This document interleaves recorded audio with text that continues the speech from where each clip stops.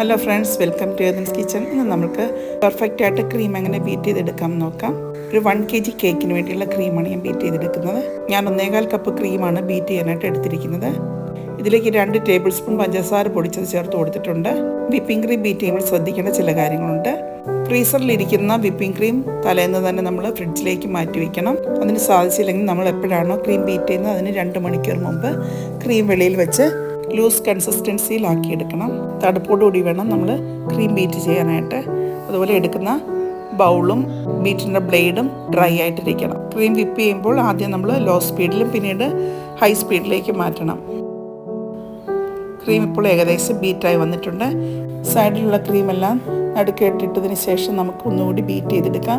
ഓവറായിട്ട് ബീറ്റ് ചെയ്തെടുക്കരുത്. ഓവറായിട്ട് ബീറ്റ് ചെയ്ത് കഴിഞ്ഞാൽ അതിനകത്ത് എയർ ബബിൾസ് ഉണ്ടായിരിക്കും.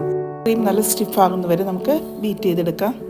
ഇതാണ് കറക്റ്റായിട്ടുള്ള കൺസിസ്റ്റൻസി. സ്പാച്ചിൽ എടുത്തു കഴിഞ്ഞാൽ താഴോട്ട് വീഴാതെ ഇരിക്കണം. ഇതുപോലെ കിട്ടിക്കഴിഞ്ഞാൽ നമുക്ക് കേക്കിലൊക്കെ ഡിസൈൻ ചെയ്യാനൊക്കെ വളരെ എളുപ്പമായിരിക്കും.